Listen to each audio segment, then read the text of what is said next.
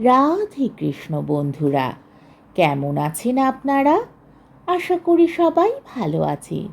আজকে আবার একটা নতুন ভিডিও নিয়ে হাজির হয়ে গেছি। ভিডিওটি শেষ অবধি দেখার অনুরোধ রইল। আজকের গল্প বঙ্কিমচন্দ্র চট্টোপাধ্যায়ের বিখ্যাত উপন্যাস দেবী চৌধুরানী। আজকে গল্পের ৩৪ পর্ব।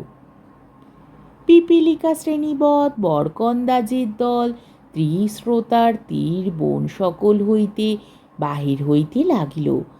মাথায় লাল পাগড়ি, মালকোচা মারা, খালি পা, জলে লড়াই করিতে হইবে বলিয়া কেহ জুতা আনে নাই। সবার হাতে ঢাল সড়কি, কাহারো কাহারো বন্দুক আছে, কিন্তু বন্দুকের ভাগ অল্প। সকলেরই পিঠে লাঠি বাঁধা।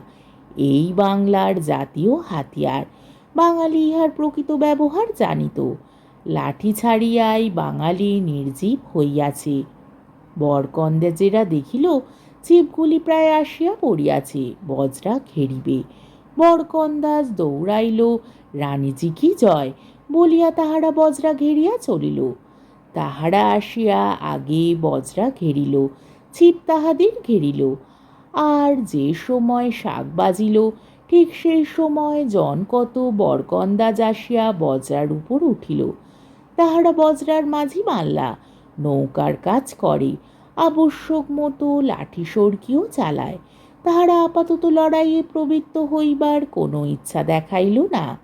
দাঁড়ে হালে পালের রশি ধরিয়া, লগি ধরিয়া যাহার যে স্থান সেইখানে বসিল। আরও অনেক বরকন্দাজ বজরায় উঠিল। ৩-৪০০ বরকন্দাজ তীরে রহিল। সেইখান হইতে ছিপের ওপর সড়কি চালাইতে লাগিল।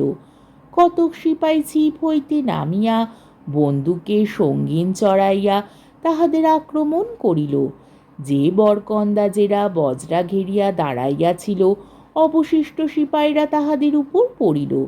সর্বত্র হাতাহাতি লড়াই হইতে লাগিল।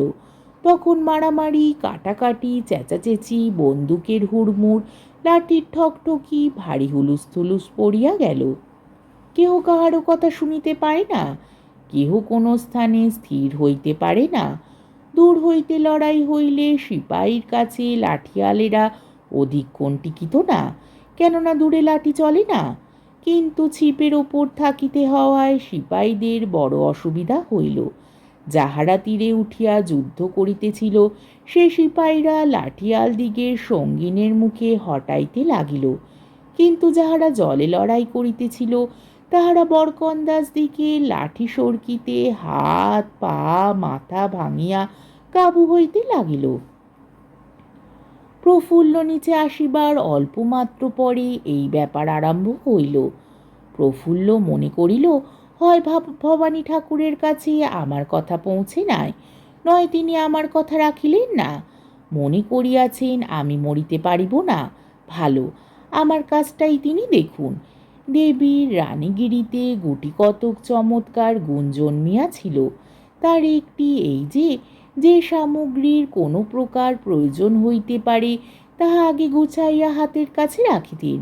এই গুণের পরিচয় অনেক পাওয়া গিয়াছে। দেবী এখন হাতের কাছেই পাইলেন একটি সাদা নিশান। সাদা নিশানটি বাইরে লইয়া গিয়া স্বহস্তে উঁচু করিয়া ধরিলেন। সেই নিশান দেখিবা মাত্র লড়াই একেবারে বন্ধ হইল। যে যেখানে ছিল সে সেইখানেই হাতিয়ার ধরিয়া চুপ করিয়া দাঁড়াইয়া রহিল। ঝড় তুফান যেন হঠাৎ থামিয়া গেল। প্রমত্ত সাগর যেন অকস্মাৎ প্রশান্ত হ্রদে পরিণত হইল। দেবী দেখিল পাশে ব্রজেশ্বর। এই যুদ্ধের সময় দেবীকে বাইরে আসিতে দেখিয়া ব্রজেশ্বরও সঙ্গে সঙ্গে আসিয়াছিল। দেবী তাহাকে বলিল, তুমি এই নিশান এই রূপ ধরিয়া থাকো, আমি ভেতরে গিয়া নিশি ও দিবার সঙ্গে একটা পরামর্শ আঁটিব।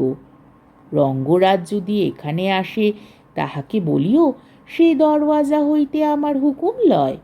এই বলিয়া দেবী ব্রজেশ্বরের হাতে নিশান দিয়া চলিয়া গেল।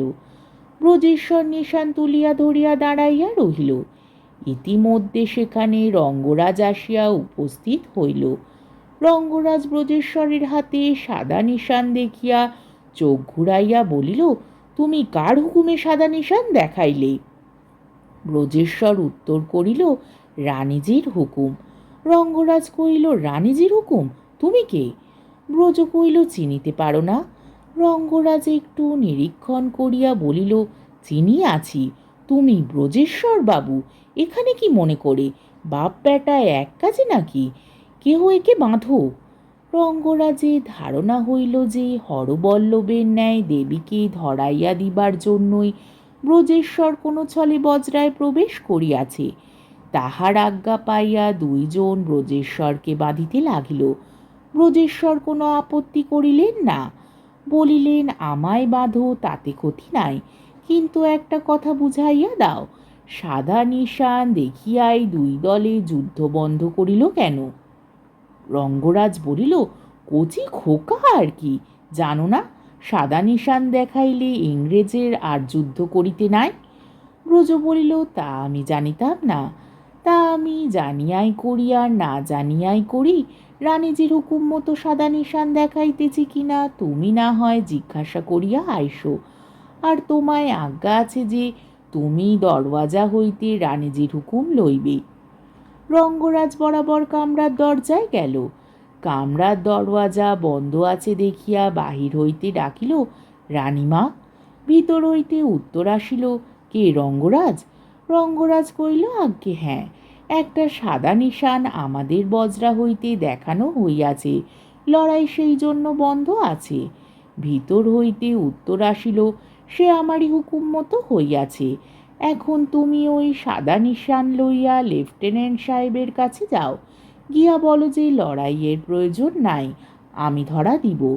রঙ্গরাজ বলিল, আমার শরীর থাকিতে তাহা কিছুতেই হইবে না। দেবী বলিল, শরীরপাত করিয়াও আমায় রক্ষা করিতে পারিবে না? রঙ্গরাজ কহিল, তথাপি শরীরপাত করিব।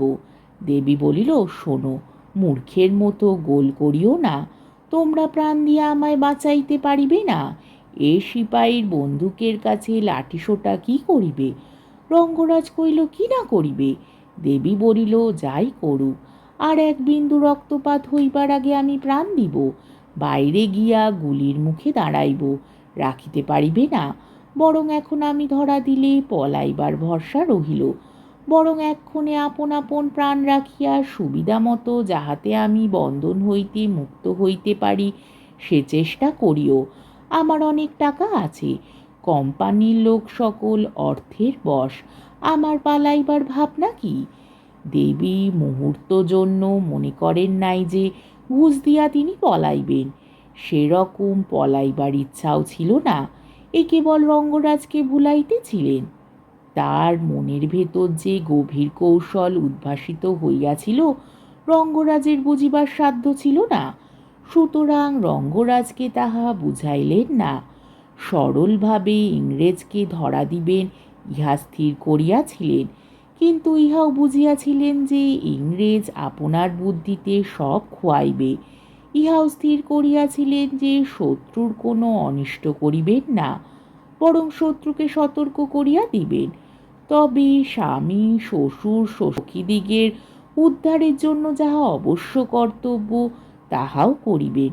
যাহা যাহা হইবে দেবী যেন দর্পণের ভিতর সকল দেখিতে পাইতেছিলেন। রঙ্গরাজ বলিল, যাহা দিয়া কোম্পানির লোক বশ করিবেন তাহা তো বজ্রাতেই আছে, আপনি ধরা দিলে ইংরেজ বজ্রাও লইবে। দেবী কহিল, সেইটি নিষেধ করিও, বলিও যে আমি ধরা দিব কিন্তু বজ্রা দিব না, বজ্রায় যাহা আছে তাহার কিছুই দিব না। বজ্রায় যাহারা আছে তাহাদের কাহাকেও তিনি ধরিতে পারিবেন না, এই নিয়মে আমি ধরা দিতে রাজি। রঙ্গরাজ কহিল, ইংরেজ যদি না শোনে, যদি বজ্রা লুটিতে আসে? দেবী বলিল, বারণ করিও, বজ্রায় না আসে, বজ্রা না স্পর্শ করে, বলিও যে তাহা করিলে ইংরেজের বিপদ ঘটিবে। বজ্রায় আসিলে আমি ধরা দিব না, যে মুহূর্তে ইংরেজ বজ্রায় উঠিবে সেই দণ্ডে আবার যুদ্ধ আরম্ভ জানিবেন। আমার কথায় তিনি স্বীকৃত হইলে তাহাদের কাহাকে এখানে আসিতে হইবে না, আমি নিজে তাহার ছিপে যাইব। রঙ্গরাজ বুঝিল ভিতরে একটা কি গভীর কৌশল আছে। দৈত্যের স্বীকৃত হইল। তখন দেবী তাহাকে জিজ্ঞাসা করিলেন, ভবানী ঠাকুর কোথায়? রঙ্গরাজ কহিল, তিনি তীরে বরকন্দাজ লইয়া যুদ্ধ করিতেছেন। আমার কথা শোনেন নাই? বোধ করি এখনো সেইখানে আছেন। দেবী বলিল, আগে তার কাছে যাও। সব বরকন্দাজ লইয়া নদী তীরে তীরে সস্থানে যাইতে বলো। বলিও যে আমার বজ্রার লোকগুলি রাখিয়া গেলেই যথেষ্ট হইবে। আর বলিও যে আমার রক্ষার জন্য আর যুদ্ধের প্রয়োজন নাই। আমার রক্ষার জন্য ভগবান উপায় করিয়াছেন। ইহাতে যদি তিনি আপত্তি করেন, আকাশপানে চাহিয়া দেখিতে বলিও, তিনি বুঝিতে পারিবেন। রঙ্গরাজ তখন স্বয়ং আকাশপানে চাহিয়া দেখিল। দেখিল বৈশাখী নবীন নীরদমালায় গগন অন্ধকার হইয়াছে। রঙ্গরাজ বলিল, মা, আর একটা আজ্ঞার প্রার্থনা করি। হরবল্লভ রায় আজিকার গোয়েন্দা। তার ছেলে ব্রজেশ্বরকে নৌকায় দেখিলাম। অভিপ্রায়টা মন্দ সন্দেহ নাই। তাহাকে বাঁধিয়া রাখিতে চাহি। শুনিয়া নিশি ও দিবা খিলখিল করিয়া হাসিয়া উঠিল। দেবী বলিয়া, বাঁধিও না। এখন গোপনে ছাদের উপর বসিয়া থাকিতে বলো। পরে যখন দিবা নামিতে হুকুম দিবে তখন নামিবেন। আজ্ঞামতো রঙ্গরাজ আগে ব্রজেশ্বরকে ছাদে বসাইল। তারপর ভবানী ঠাকুরের কাছে গেল এবং দেবী যাহা বলিতে বলিয়াছিলেন তাহা বলিল। রঙ্গরাজ মেঘ দেখাইল, ভবানী দেখিল। ভবানী আর আপত্তি না করিয়া তীরের ও জলের বরকন্দার সকল জমা করিয়া লইয়া ত্রিস্রোতার তীরে তীরে সস্থানে যাইবার উদ্যোগ করিল। এদিকে দিবা ও নিশি এই অবসরে বাহিরে আসিয়া বরকন্দাজ বেশি দাড়ি মাঝিদিগকে চুপি চুপি কি বলিয়া গেল। আজকের পর্বটি এইখানেই শেষ হলো। আমার ভিডিওটি যদি আপনাদের ভালো লেগে থাকে তাহলে আমাকে কমেন্টের মাধ্যমে আপনাদের মূল্যবান মতামত অবশ্যই জানাবেন এবং আমার ভিডিওটিকে লাইক ও শেয়ার করার ও আমার চ্যানেলটিকে সাবস্ক্রাইব করারও অনুরোধ রইল। তাহলে আজকের ভিডিওটা এই অবধি। পরের দিন আবার এই গল্পেরই 35 পর্ব নিয়ে হাজির হয়ে যাব। ততক্ষণ পর্যন্ত আপনারা সবাই ভালো থাকবেন, সুস্থ থাকবেন, সাবধানে থাকবেন এবং আমার ভিডিওটি দেখতে থাকবেন। তাহলে আজকে আসি। রাধে কৃষ্ণ।